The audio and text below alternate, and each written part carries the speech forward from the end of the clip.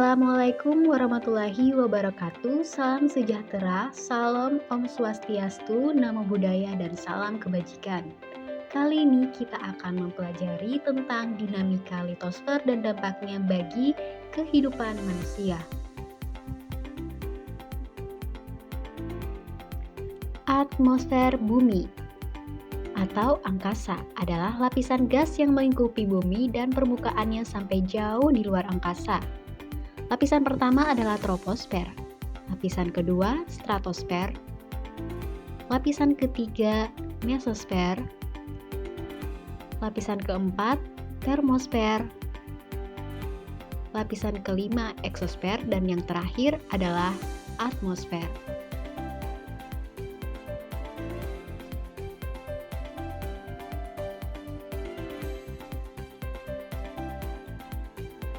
Struktur bumi.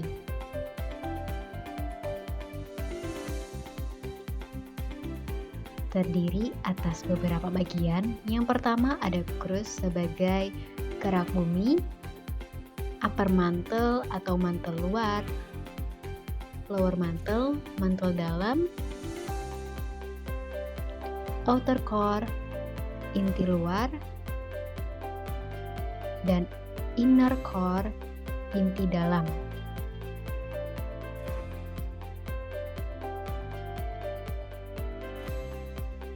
Pengertian dinamika litosfer. Litosfer berasal dari dua kata, litos dan sfer. Litos yang berarti batuan dan sfer berarti lapisan. Secara etimologi, litosfer adalah lapisan batuan pembentuk kulit bumi. Secara lengkap, litosfer memiliki pengertian yaitu lapisan bumi paling atas atau luar dengan ketebalan lebih dari 100 km tersusun atas berbagai batuan mineral. Posisi litosfer sendiri terletak pada lapisan paling luar atau lapisan paling tipis di antara lapisan-lapisan bumi lainnya.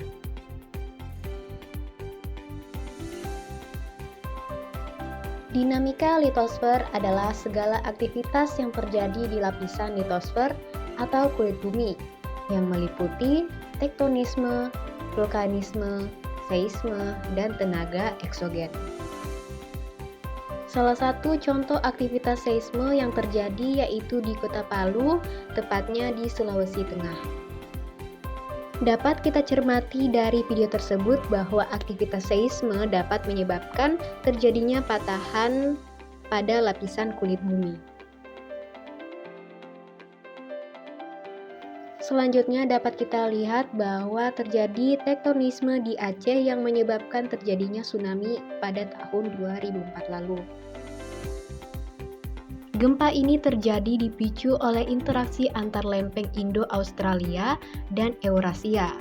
Gempa ini mencapai sebesar 9,1 hingga 9,3 skala Richter yang berpusat di dasar laut. Kemudian ada vulkanisme di Gunung Tangkuban Perahu. Diketahui Gunung Tangkuban Perahu ini mengalami erupsi selama kurang lebih 3 menit 17 detik pada tahun 2019 lalu.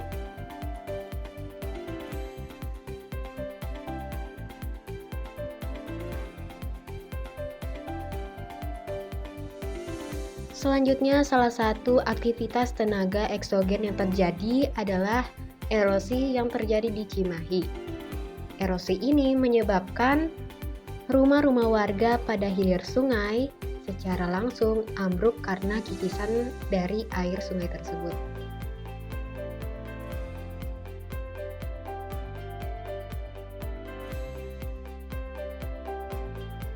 Bagian 2 kita mempelajari tentang struktur lapisan bumi. Di sini bisa kita lihat bahwa struktur lapisan bumi itu terbagi atas 3. Yang pertama itu barisfer paling dalam, yang kedua astenosfer, dan yang ketiga paling luar adalah litosfer. Lapisan litosfer terdiri atas kerak bumi, sedangkan lapisan astenosfer terdiri atas selimut bumi. Selanjutnya paling dalam adalah lapisan barisfer yang terdiri atas inti bumi luar dan inti bumi dalam.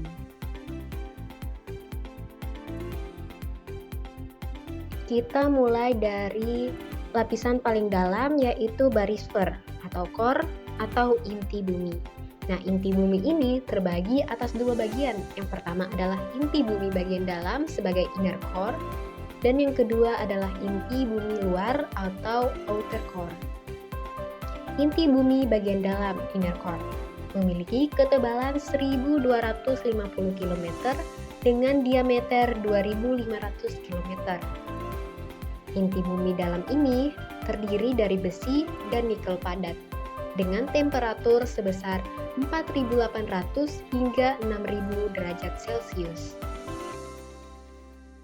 Kemudian inti bumi luar atau outer core yang memiliki tebal 2.250 km dengan terdiri atas besi dan nikel cair yang memiliki suhu 3.900 derajat Celcius. Nah, inti bumi luar inilah yang melingkupi inti bumi dalam. Setelah adanya lapisan barisfer, ada lapisan astenosfer yang melingkupi lapisan tersebut. Nah, lapisan astenosfer ini adalah lapisan mantel atau selubung bumi yang terdiri atas dua bagian. Yang pertama yaitu mantel luar sebagai astenosfer dan yang kedua adalah mantel dalam sebagai mesosfer. Mantel luar atau astenosfer memiliki kedalaman 100 hingga 700 km dengan ketebalan 600 km. Mantel ini terdiri dari magnesium dan silikat yang bersifat plastis, padat cair atau meleleh, dengan densitasnya 3,3 gram per Celcius. Adapun temperatur pada mantel luar astenosfer ini berkisar antara 1300 hingga 1500 derajat Celcius, di mana terdapat bidang Mohorovičić, discontinuity, batas astenosfer dengan litosfer sekitar 200 km. Selanjutnya lapisan mantel dalam mesosfer yang sangat dekat dengan lapisan barisfer paling luar, yaitu mesosfer dengan kedalaman 700 hingga 2900 km. Memiliki tebal sekitar 2200 km, bersifat padat atau kaku dengan densitasnya sekitar 5,7 Celcius per gram. Suhunya 1500 hingga 3000 derajat Celcius. Nah, terdapat bidang seperti discontinuity, batas mantel atas dan batas mantel bawah. Kemudian yang ketiga yang paling luar adalah lapisan litosfer atau crust, yang berarti kerak bumi. Ini terbagi menjadi dua, kerak benua dan kerak samudra.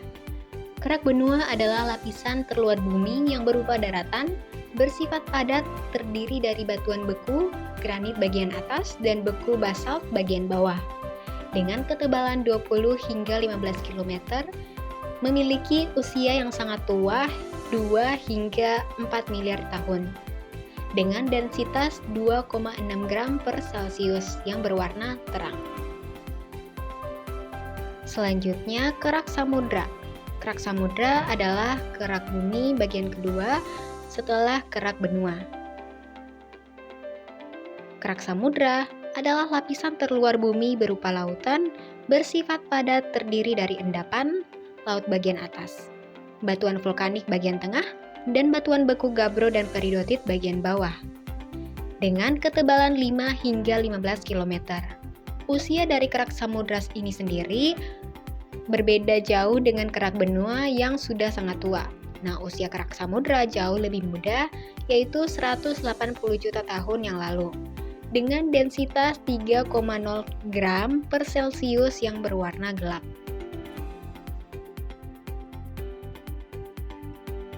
Litosfer menurut material. Litosfer sendiri juga bisa terbagi atas beberapa jenis berdasarkan material penyusunnya. Nah, di sini ada dua, yaitu lapisan sial paling atas dan lapisan sima.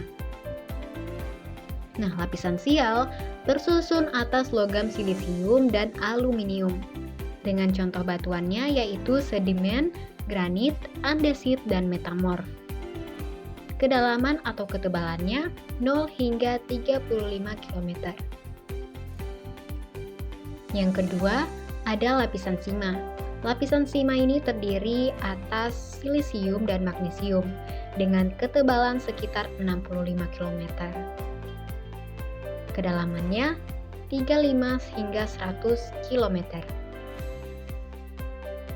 Selain dari kedua lapisan tersebut berdasarkan material, sial dan sima, ada juga nive paling bawah itu didapatkan di bagian inner core dan outer core.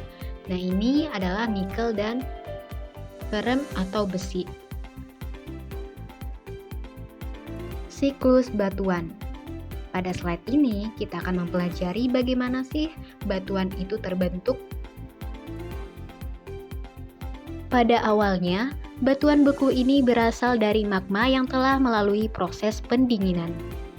Magma cair yang telah mendingin dan membeku itu membentuk menjadi batuan beku. Nah, batuan beku ini kemudian mengalami pengangkatan ke permukaan bumi dan terus mengalami proses pelapukan serta pengikisan sehingga menjadi hancur yang kemudian mengendap di lautan atau benua. Batuan yang telah mengalami pelapukan dan pengikisan sehingga menjadi hancur tersebut terus mengalami proses litifikasi atau pembentukan dan perubahan, yang mana pembatuan terjadi karena terekatkan. Nah, dari proses litifikasi ini terbentuklah batuan sedimen. Batuan sedimen tadi yang jika terkena suhu panas dan tekanan besar dalam jangka waktu yang sangat lama, maka akan membentuk terjadinya batuan metamorf. Setelah menjadi batuan metamorf ini terus mengalami tekanan suhu yang panas, tekanan besar, dan dalam jangka waktu yang lama terus mengalami pengangkatan lagi, pengikisan, pelapukan, dan proses lainnya. Nah, itu terus terjadi hingga akhirnya batuan metamorf ini menyusut masuk ke dalam bumi dan meleleh menjadi magma.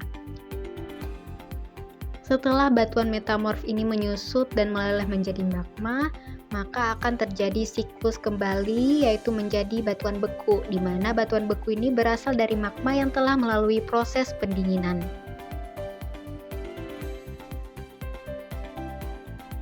Struktur batuan pembentuk litosfer. Struktur batuan pembentuk litosfer ada 3, yang tadi sudah kita sebutkan pada saat proses pembentukan siklus batuan itu. Yang pertama yaitu batuan beku, kedua batuan sedimen, dan yang ketiga batuan metamorf. Batuan beku. Batuan beku memiliki pengertian yaitu batuan yang terjadi karena magma dan lava yang mengalami pendinginan dan akhirnya membeku. Magma adalah batuan lava cair pijar yang ada di bawah permukaan bumi. Lava yaitu magma yang sudah mengalir dan meleleh di bawah permukaan bumi. Batuan beku ini dibagi menjadi 3. Yang pertama adalah batuan beku dalam atau abisis. Pembekuan terjadi jauh di bawah permukaan bumi dan sangat lambat. Akibatnya terbentuklah hablur-hablur mineral besar-besar yang sempurna dan kompak. Struktur mineral ini disebut sebagai struktur plutonik, granites, holokristalin. Contoh batuannya adalah granit, perdotit, gabbro, diorit, dan sienit. Dapat kita lihat dari gambar ini, terdapat contoh batu granit, batu perdotit, batu gabbro, batu diorit, dan batu sienit. Batuan beku kedua yaitu batuan beku gang atau korok hipoabisis. Pembekuan terjadi di gang atau sela-sela pipa kawah sehingga prosesnya relatif cepat.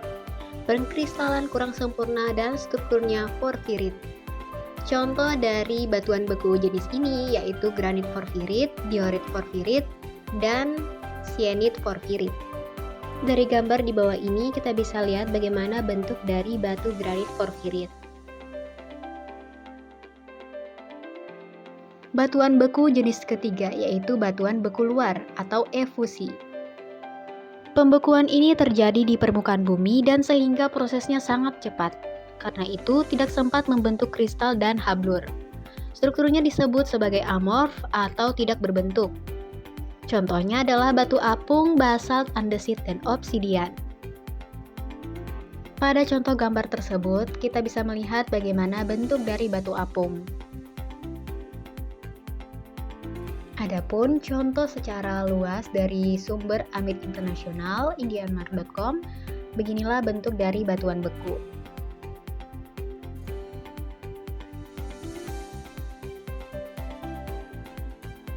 Setelah batuan beku, ada batuan sedimen. Batuan sedimen adalah batuan yang terjadi karena pengendapan hasil erosi atau pengangkutan. Berdasarkan cara pengendapannya, batuan sedimen ini terbagi menjadi 3, yaitu batuan sedimen klasik, batuan sedimen kimiawi, dan batuan sedimen organik. Batuan sedimen klasik adalah batuan yang terbentuk dari hancuran batuan beku secara mekanik, atau sifat kimiawi masih tetap, yang mengendap dan membatu. Contohnya adalah batu konglomerat, batu breksi, batu pasir.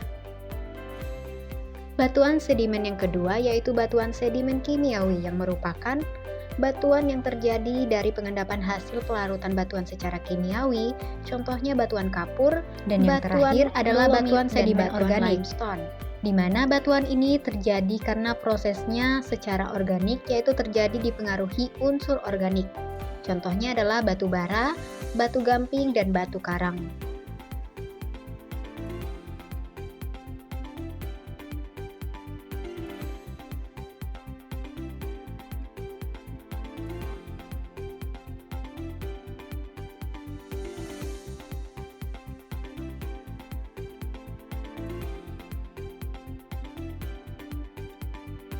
Selain itu, batuan sedimen berdasarkan tenaga yang mengangkutnya dibagi menjadi 3. Yang pertama adalah batuan sedimen aqueous, yang merupakan batuan sedimen yang diendapkan oleh air. Contohnya batu pasir dan tanah liat. Yang kedua adalah batuan sedimen aelois atau airis, diendapkan oleh angin. Contohnya adalah tanah los dan tanah pasir. Yang ketiga adalah batuan sedimen glasial yang diendapkan oleh gletser, contohnya tanah lim dan batu-batu morena. Kemudian selanjutnya ada batuan sedimen yang berdasarkan tempatnya dibagi menjadi 5, yaitu batuan sedimen terrestris atau darat, contohnya batu tuff, batu pasir, dan los. Kedua, batuan sedimen marine atau laut, contohnya batu karang dan batu garam. Yang ketiga, batuan sedimen fluvial atau sungai, contohnya pasir atau tanah liat. Keempat, batuan sedimen limnis atau danau atau rawa, contohnya tanah rawa, tanah lim atau gambut. Yang kelima adalah batuan sedimen glasial, contohnya batu morena. Ini adalah contoh gambaran batuan sedimen yang bersumber dari Lea Kuchta dari wordpress.com. Setelah batuan beku dan batuan sedimen, ada batuan metamorf. Batuan metamorf adalah batuan beku dan batuan sedimen yang berubah bentuk karena peristiwa tekanan suhu dan waktu yang lama. Batuan metamorf dibagi menjadi 3, yaitu pertama batuan metamorf kontak yang terjadi karena pengaruh yang tinggi, misalnya berdekatan atau bersinggungan dengan magma. Contohnya batu pualam dari batu kapur, marmer dari batu gamping dan kapur. Nah, contoh batu marmer bisa dilihat pada gambar di samping.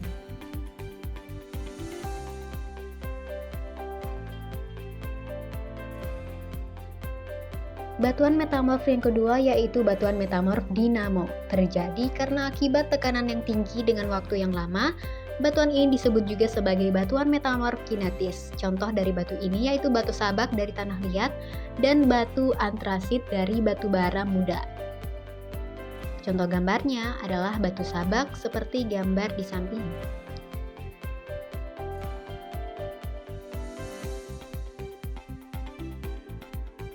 Batuan metamorf yang ketiga yaitu batuan metamorf pneumatolitis yang terbentuk akibat dari adanya unsur tertentu yang masuk ke dalam batuan.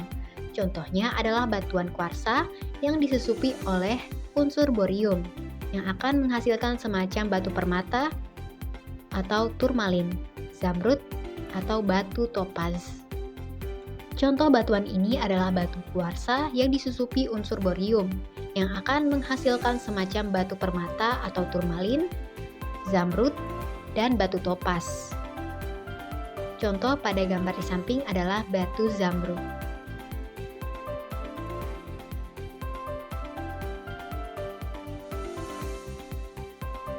Dan ini adalah contoh batuan metamorf yang diambil dari sciencefact.net.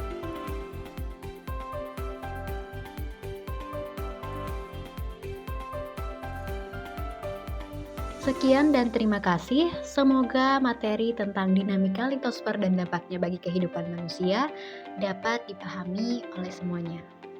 Saya akhiri, wassalamualaikum warahmatullahi wabarakatuh.